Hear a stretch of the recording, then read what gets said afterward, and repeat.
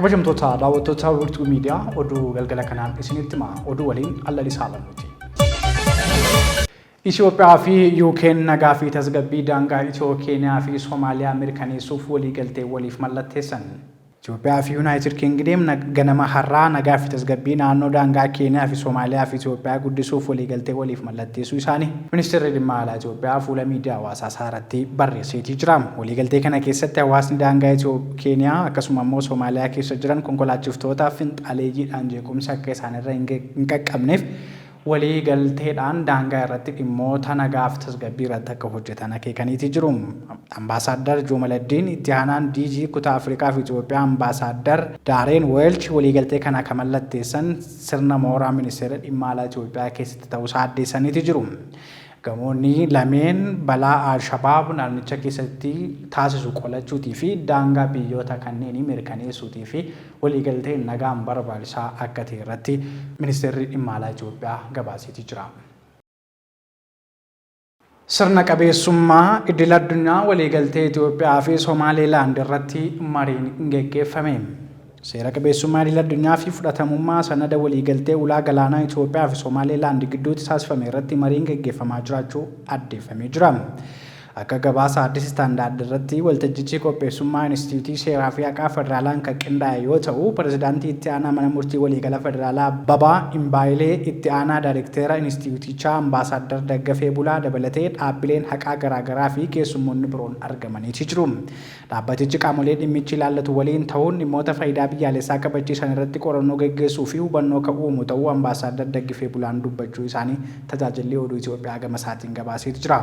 Ministeerri dhimma alaa fi tumsi idil addunyaa Somaaliilaand deemsa tibbana baaseen waliigaltee kana hojiirra oolchuuf hanga ammaatti koree teknikaa garee ogeeyyii seeraa idil addunyaa fi gareewwan gorsaa adeemsa hojiirra oolmaa waliigaltichaa tumsan hundeessuuf ibsuun isaas ni yaadatama. Gabaasa Addis Istaandaard irratti waltajjichi qopheessummaa Inistituutii Seeraa fi Haqaa Federaalaan kan qindaa'e yoo ta'u, pirezidaantii itti aanaa mana murtii waliigala federaalaa Babaa Imbaayilee itti aanaa daayirektera Inistituutichaa Ambaasaadar Daggafee Bulaa dabalatee dhaabbileen haqaa garaagaraa fi keessummoonni biroon argamaniiti jiru.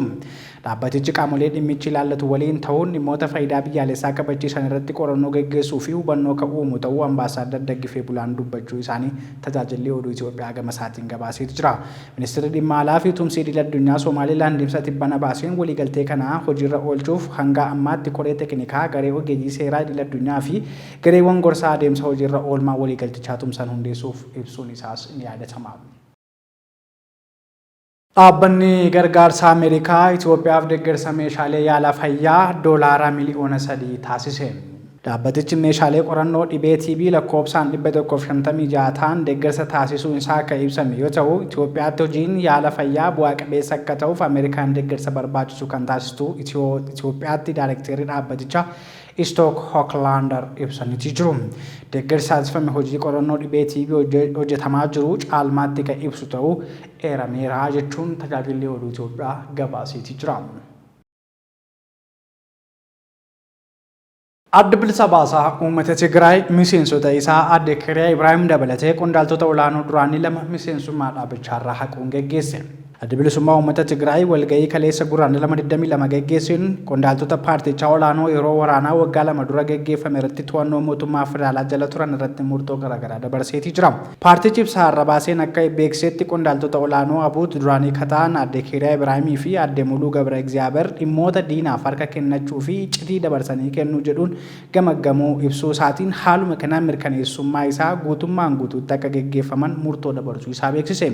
Gama biraatiin bara 2022 keessa waraanni yeroo eegalamu hooggantoota hidhamanii turan Adde Saalem Beellamee, Abrahaam Takaastee, Solomoon Kidaanee, Atsabahaa Aragaawii, Kiroos Haagos, Raadiyaa Abiraahee ammoo paartichatti gara itti gaafatamummaa duraaniitti akka deebi'an murteesseetii jira. Siwiizerlaand Jeneevaatti hoogganaan dhaabbata Itoophiyaa Ambaasaadar Tsigaab Kibaboo hooggantoota olaanoo dhaabbata mootummoota gamtoomanii fi Oostiriyaa waliin mari'atan. Ambaasaadar Tsigaab hooggantoota waliin dameelee gamlameenii fi tumsa adda addaa irratti kan mari'atan yoo ta'u, daayirektera olaanaa eejensii Atoomik Enerjii idil addunyaa Maaster Raafaayil Maaraaniyoo Kiroosii waliin mari'ataniiti jiru. Oduu biraatiin Oostiriyaatti kutaa Afrikaa dhimmoota Awurooppaa fi idil addunyaatiinis dhimmoota federaalaa Roobert Ziyaach waliin dhimmoota gamlamee fi dippiloomaasii Oostiriyaa fi Itiyoo irratti mari'ataniiti jiru. Itti aansuun Ambaasaadar Tsigaab Kibaboo dhaabbata mootummoota gamtoomaniitti daayirektera biiroo alaa ka dhimmoota baala sammuu namaa adoochuu fi balbaloomsa imaammataa fi kutaa dhimmoota uummataa jaalluu waliin mari'ataniiti jiru. Marii kanaanis haala yeroo Itoophiyaa itti fufiinsa pirojektoota misoomaa tumsa Itiyoo-Oostiriyaa dabalatee kanneen biroo waliin jabinaan hojjechuufis mari'ataniiti jiru. Koomishiniin poolisii Harar hooggantoota 81 irratti tarkaanfii seeraa fi bulchiinsaa fudhate. Koomishiniin poolisii Harar hooggantoota rakkoo naamusaa qaban 81 irratti tarkaanfii seeraa bulchiinsaa fudhachuu ka beekse yoo ta'u, koomishinichi olaantummaa seeraa kabachiisuu fi hojiilee hojjetaman irratti guyyoottan 5f gamaggama taasisaatii ture. Hooggantoota rakkoo naamusaa qaban 81 irratti tarkaanfii fudhatee jira.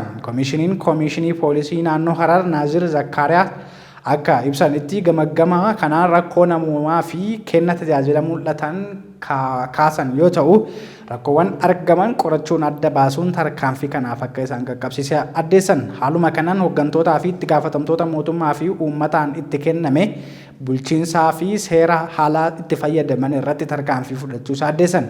Miseensota poolisii 51 hojiirra akka gaggeeffaman, 17 seeraan akka gaafataman taasifamu, 23 maallaqa akka dababanii fi kaanis hojiirraa ugguruufis rakkoo hooggansaarraa gadi bu'uu ibsu ragaan koomishinaricharraa argame ni mul'isa jechuun faanatu qabaase.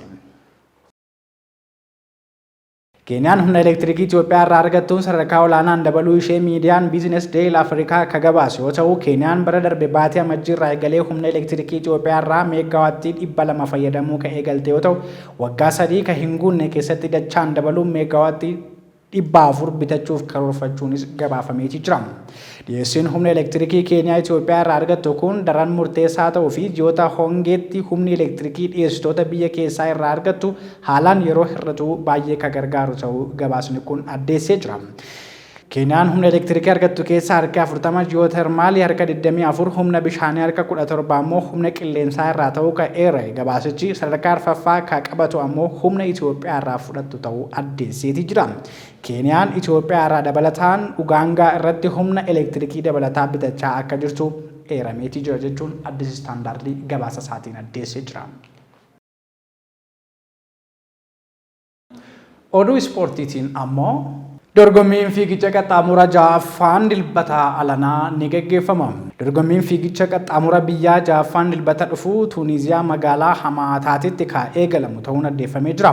Dorgommii waggoota arfan darbaniif adda citee ture ka guraandhala 17 bara 2024 eegalu Tuuniziyaa magaalaa Hamaataatti ni gaggeeffama jedhamee eegama. Atileetonni dubartootaa 14 fi dhiironni 14 Itoophiyaa bakka bu'uun dorgommicha irratti ka hirmaatan ta'uu ragaan Federeeshinii Atileetiksii Itoophiyaa irraa argame ni mul'isa.